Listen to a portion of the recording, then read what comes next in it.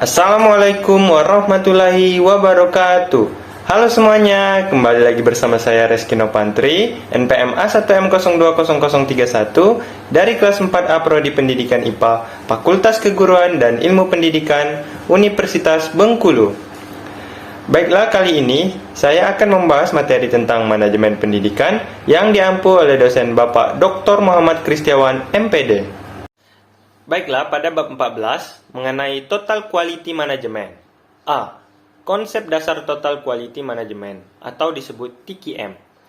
Total Quality Management atau TQM merupakan suatu usaha keras yang membutuhkan kerjasama dari semua instansi pendidikan terkait perwujudan mutu dalam lembaga pendidikan atau sekolah.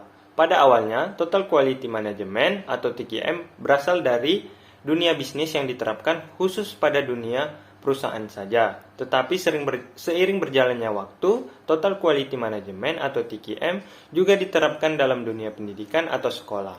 B. Pengertian Total Quality Management.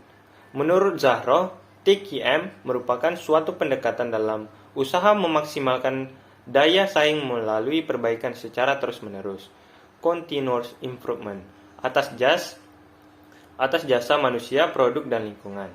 Pemikir-pemikir Total Quality Management atau TQM yang pertama yaitu W. Edward Deming pada tahun 1990 sampai 1993. Yang kedua, G. M. Juran pada tahun 1904 sampai 2008. Yang ketiga, Armand V. Feigenbaum pada tahun 1992. Yang keempat, Philip B. Crosby pada tahun 1926 sampai 2001.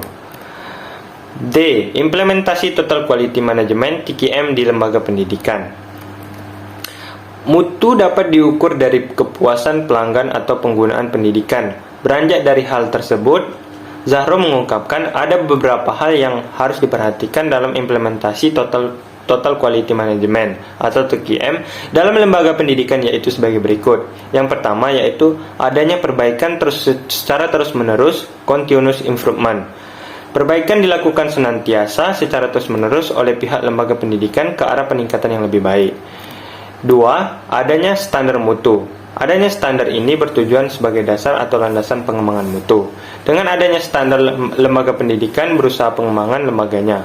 3. Adanya perubahan budaya atau kultur, change of culture. Pada tahap ini, lembaga pendidikan harus pandai-pandai memilih budaya yang baik dan tidak untuk lembaga pendidikannya. 4. Adanya perubahan organisasi. Organisasi harus diarahkan pada peningkatan mutu pendidikan. Semua orang harus aktif dalam melakukan peningkatan mutu. 5. Adanya usaha untuk mempertahankan hubungan baik dengan pelanggan. E. Pilar Total Quality Management TQM. Menurut Kretsch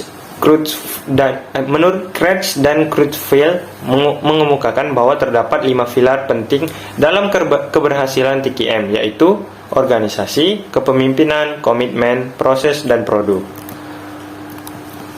F. Hambatan implementasi Total Quality Management atau TQM di lembaga pendidikan. Setidaknya terdapat 2 faktor yang dapat menjelaskan mengapa upaya perbaikan mutu pendidikan selama ini kurang atau tidak berhasil. Antara lain sebagai berikut. Yang pertama, strategi pembangunan yang bersifat input oriented. Strategi demikian lebih bersandar pada asumsi bahwa bila mana semua input pendidikan telah dipenuhi seperti penyediaan buku, alat belajar lainnya, sarana pendidikan, pelatihan guru dan tenaga pendidikan lainnya, maka secara otomatis lembaga pendidikan dasar, menengah, dan atas akan dapat menghasilkan output keluaran yang bermutu yang sebagaimana diharapkan. Yang kedua, pengelolaan pendidikan selama ini masih bersifat makro-oriented, diatur oleh jajaran birokrasi di tingkat pusat. G. Filosofi baru. Menurut Prawirosoentono dalam bukunya yang berjudul Filosofi Baru tentang Manajemen Mutu Terpadu, bahwa para manajer atau pemimpin harus berbuat produk dengan mutu yang sesuai dengan kebutuhan masyarakat. Tujuannya agar produk yang dibuat dapat dipakai masyarakat karena mempunyai mutu yang sesuai dengan kebutuhan masyarakat. Dasar dari filosofi mutu, produk mempunyai beberapa prinsip sebagai berikut. Yang pertama, tidak ada pendekatan tunggal untuk memecahkan masalah mutu produk dalam organisasi. Yang kedua, produk bermutu prima hanya dihasilkan oleh organisasi yang mempunyai struktur organisasi yang baik, proses produksi yang andal, dan manajemen pembelian bahan baku yang juga sangat baik.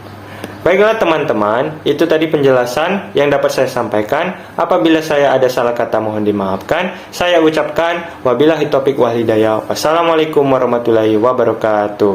Bye-bye semua.